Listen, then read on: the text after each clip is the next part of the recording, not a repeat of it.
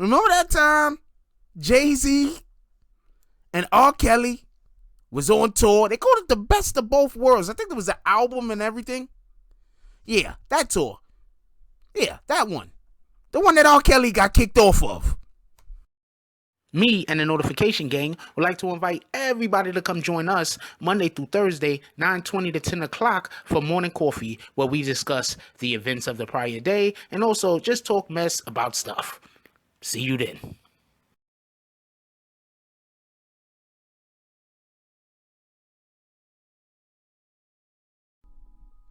BBN Jack Frost.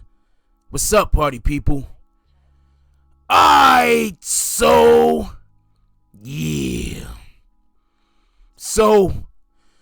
apparently it seems like a lot of people have forgotten about that time that Jay-Z kicked or scared R. Kelly off of their tour. Okay, so before we get right into this about the situation that happened with the Best of Both Worlds tour, I want to remind everybody about something. So when I go into what happened in the Best of Both Worlds tour, you will have a little bit better grasp of what could have possibly happened if you don't know about this first story that I'm going to tell you.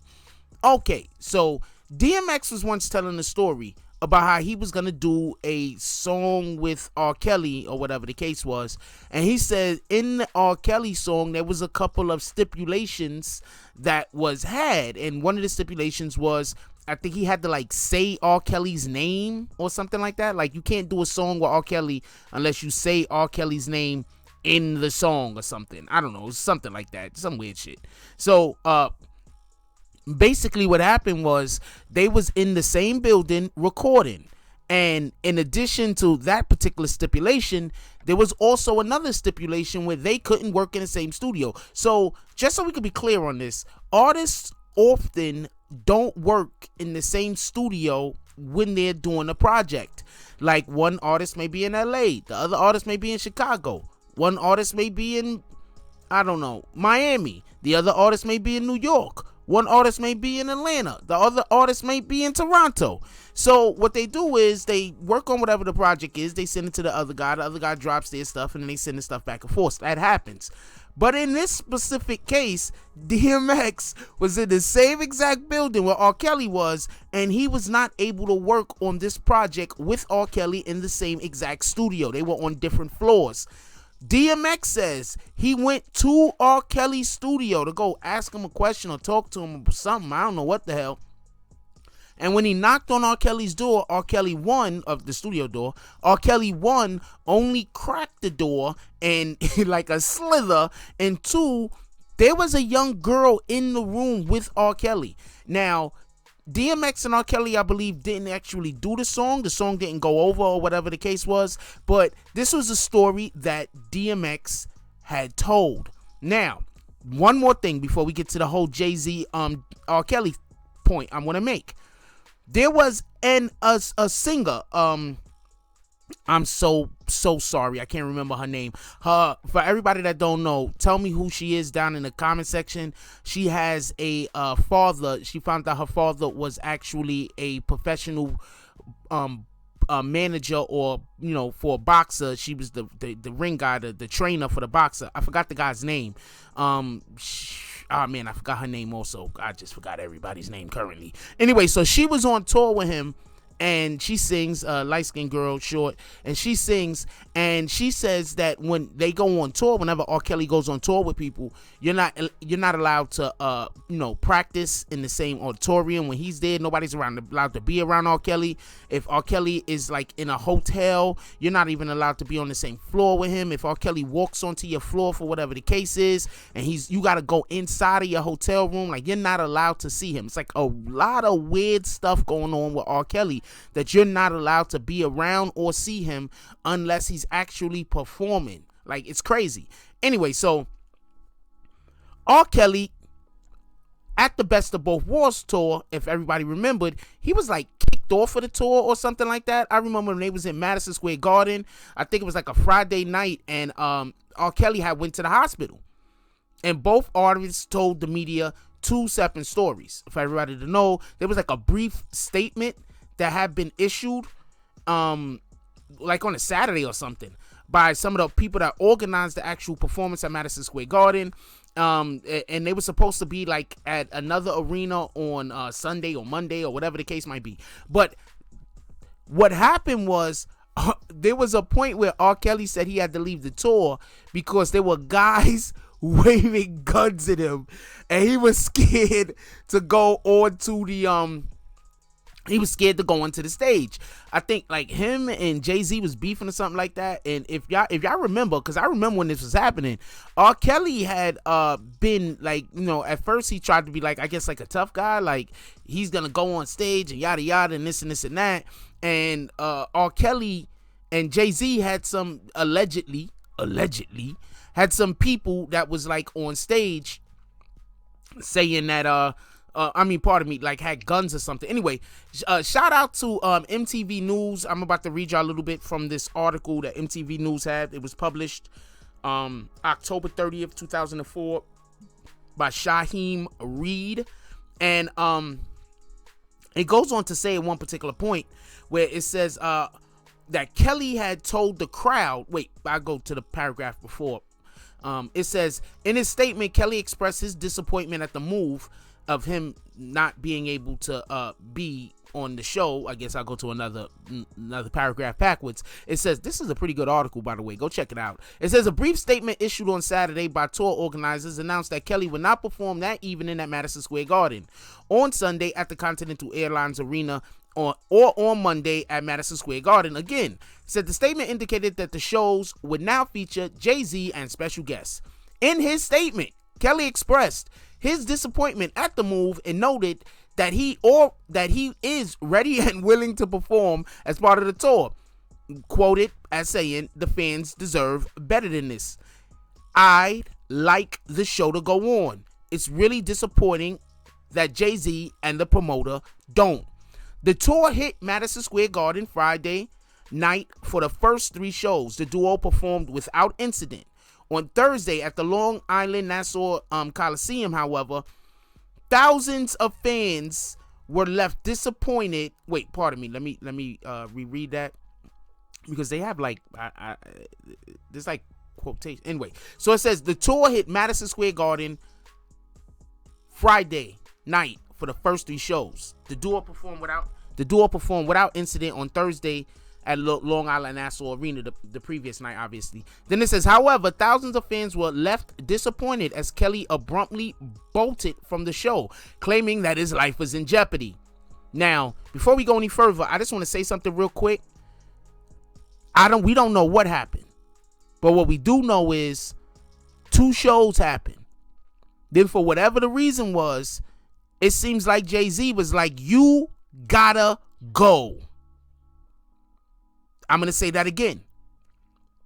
Two shows happened. They hit Madison Square Garden on Friday, and the night before that, they was at the Long Island Nassau Coliseum. Now, when they were supposed to do the next show, Kelly was basically left. He was scared for whatever the reason was. He bolted from the show, claiming that his life was in jeopardy. Kelly told the crowd that while he was trying to perform, two people were waving guns at me and declined to perform further. Shortly after, Jay told the crowd, I don't need that N-word, and accompanied by Mary J. Blige, Usher, and Ja Rule, delivered a hit-filled set. Now, there's something that I want to say. I personally never believed the whole people were waving guns at him. I never believed that. But now, it kind of fits into what happened. There's a good possibility that Jay-Z told him, look, you got to leave this show. Something maybe happened, and maybe it was told that I don't know exactly what happened, but I will expose what I think happened. You got to leave. In order to save face, I wouldn't be surprised if R. Kelly said that somebody was threatening his life, waving guns at him. Now, if you remember when he did the interview with, what was her name? Gail. I don't actually why I couldn't remember Gail's name. But when he did that interview, remember, he said he's fighting for his life. So he often thinks people finding out if, speaking about the possibility that he is with minors is threatening his life. So when he said his life was being threatened and mentioned that people was waving guns, some of that could have been metaphorical talk. Also, it goes on to say that in an interview on New York radio station Hot 97 early Saturday morning, Jay-Z called Kelly's actions foolery and said that the insecure Kelly was jealous of the crowd's love for Jay-Z. In a separate interview, Kelly admitted to Hot 97 that he panicked, but said in a statement that he tried to return to the stage only to be pepper sprayed by a member of Jay-Z's entourage. Now, real quick, is he trying to tell us that people wave guns so he ran away from the stage? Then what happened? He decided that the bullets don't hurt that much? And he decided he said, you know what? Those bullets don't hurt. And then he decided to get ready to go back to the stage then where he was pepper sprayed? Or is it nobody actually waved guns at you? People just told you, look, this is what we're going to end up doing. You got to get up out of here. We don't want your kind around us. Then he thought, you know what? I'm R. Kelly. If I go back out onto the stage, the crowd is going to embrace me and they can't tell me nothing. So then while he went to go make his way back out onto the stage, they pepper sprayed him? That sounds pretty plausible to me. That sounds pretty plausible. Anyway, only to be pepper sprayed by a member of Jay-Z's entourage, an attack that sent him to New York's St. Vincent Hospital. He said he had been ready and eager to perform on Friday night, but he was not allowed to do so. It also says that Friday's show started normally with the two headliners rocking the stage together during the first set. Shortly after, Jay-Z came back for his solo turn, followed by one from Kelly. Then the show went back to Jay-Z's hands with another Jigga Man set. The performers used distinct plans of attack. Jay-Z rocked the crowd with street Goliaths like Give It To Me, You Don't Know Me, and Big Pimpin', while Kelly crooned his boardroom hymns like Your Body's Calling and Feeling Your Booty. Now, there's something else that I want to say. Remember, one of the things that R. Kelly is being accused of is, as he's doing his show, his minions are collecting little girls to bring back to the back. Just keep all of this in mind. Anyway, let me know what y'all guys think. Leave it down in the comment section. Look, I think Jay-Z is a stand-up dude. What I do know about Jay-Z, I'm pretty sure everybody got skeletons in their closet. You feel me? So there's no telling, what kind of skeletons anybody might have. But touching little kids, that's a whole new level or a whole nother level of just debauchery. I don't know what to say. So there's a good chance that other artists, especially a big artist like Jay-Z, didn't want any parts of that. And also, if you want to be in addition to that, has R. Kelly ever toured with anybody as big as Jay-Z? Is Jay-Z the biggest artist that R. Kelly has ever actually toured with? Because if so, it kind of makes sense. Jay-Z could have been somebody that he could not deny access to. Whereas other smaller artists, he could say, yeah, when I walk through this hallway, y'all got to go in y'all room. When I'm recording over here, y'all can't be on the floor. After the show, when I go disappear, y'all can't go nowhere where I'm going. I just don't think he would have been able to say any of that to Jay-Z. And that's my point, and that's my opinion. Anyway, let me know if y'all remember this. Leave it down in the comment section. It seems like Jay-Z been a stand-up dude.